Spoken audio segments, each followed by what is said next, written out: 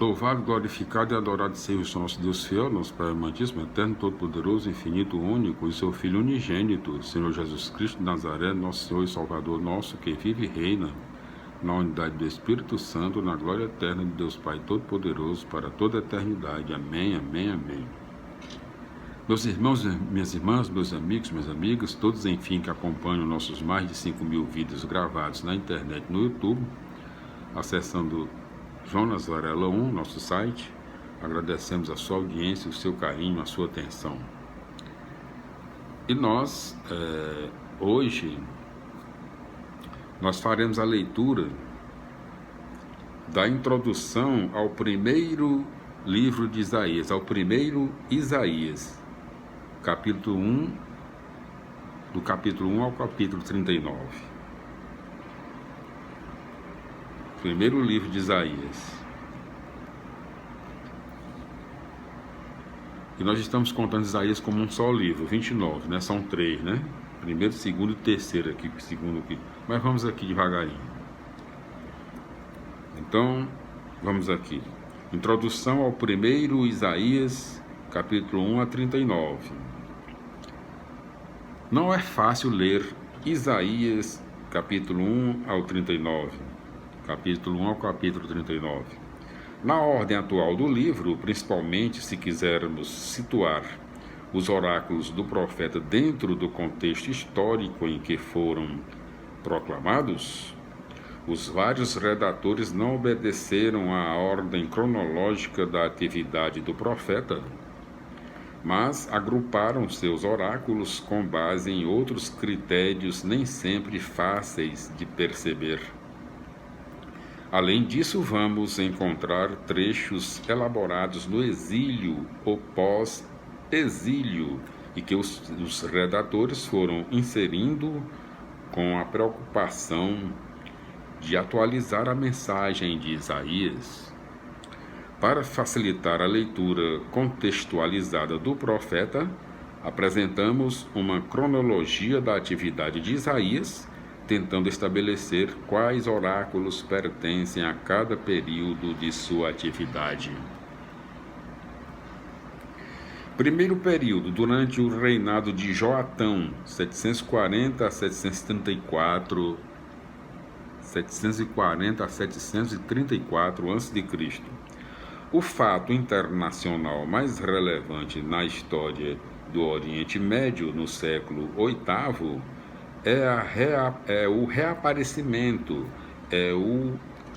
repetindo, o fato internacional mais relevante na história do Oriente Médio no século VIII é o reaparecimento de uma grande população, de uma grande potência, é o reaparecimento de uma grande potência, a Assíria, subindo ao trono Teglat-Phalasar III. Esse império começa a perturbar a tranquilidade dos outros países da região. Entretanto, o reino de Judá vive uma época de grande prosperidade econômica e independência política, não sendo ainda atingido pelo expansionismo da Assíria. Tudo parece estar muito bem. A prosperidade e paz é acompanhada por uma atividade religiosa intensa, com grandes festas e culto pomposo nos santuários. Tal situação, porém, mascara outro bem diferente. Tal situação, porém,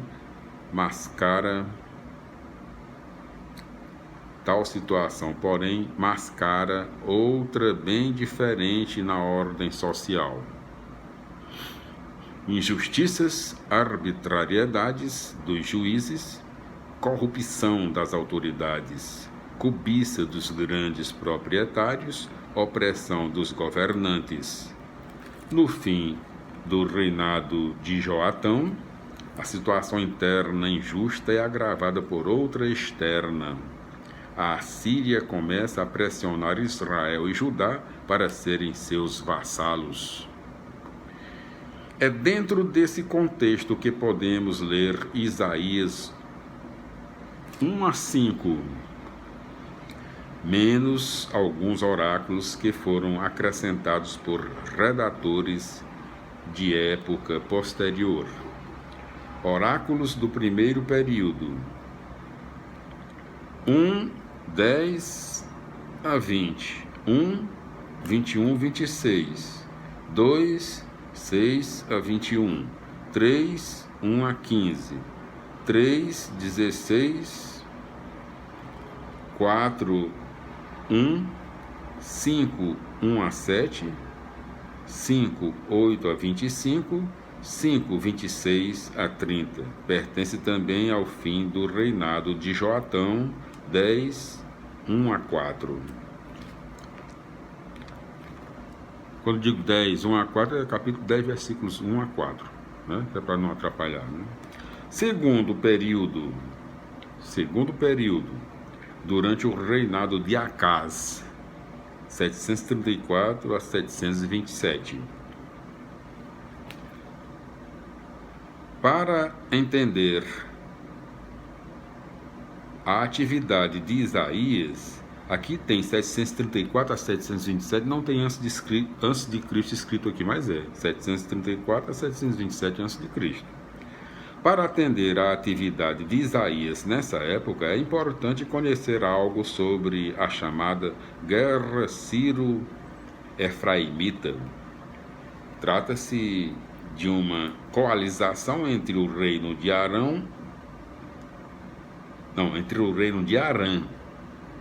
Às vezes eu me atrapalho aqui, vamos repetir aqui.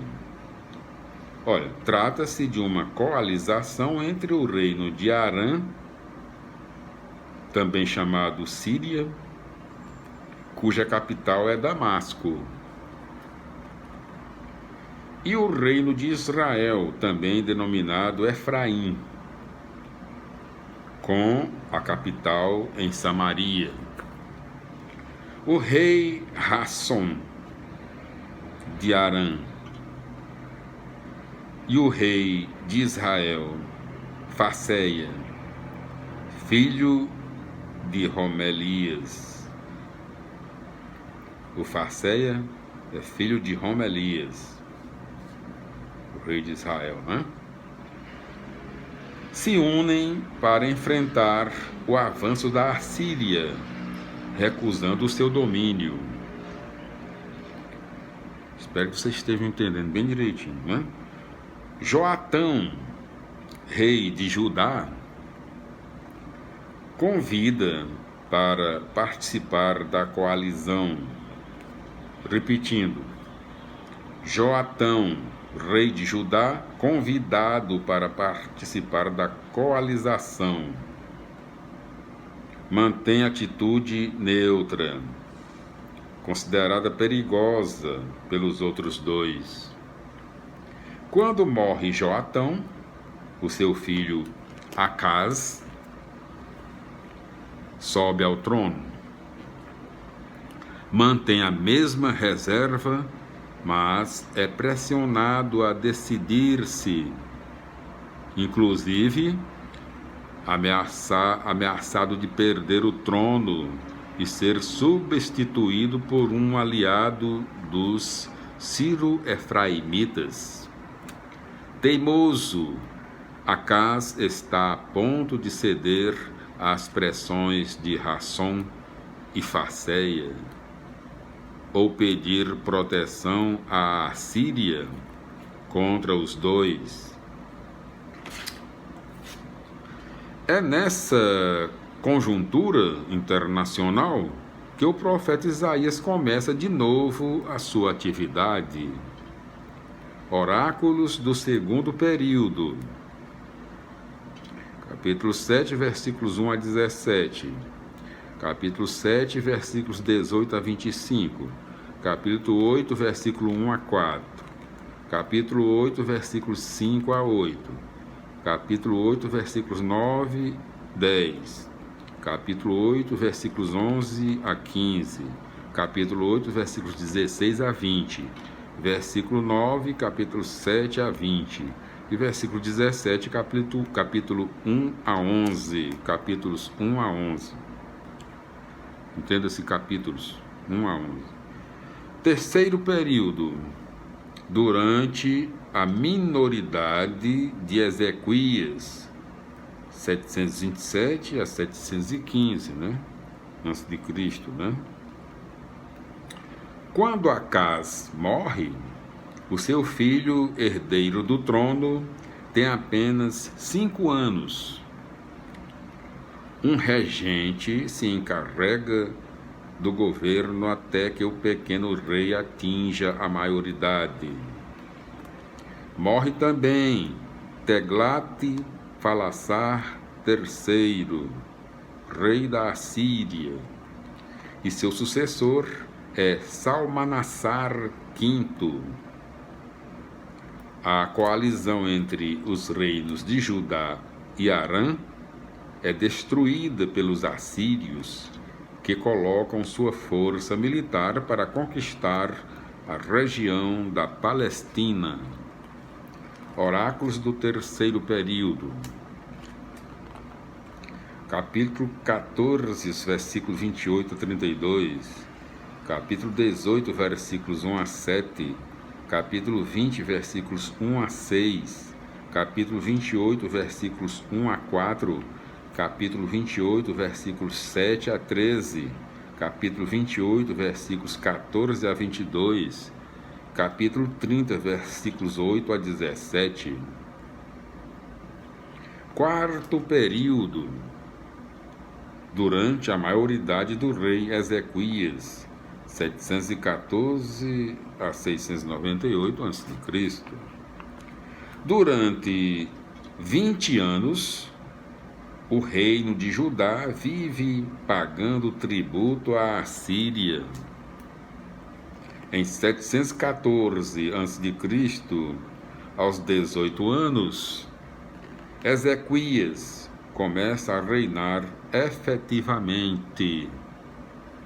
Movido pela pressão popular, ele se arrisca a promover uma reforma religiosa e política,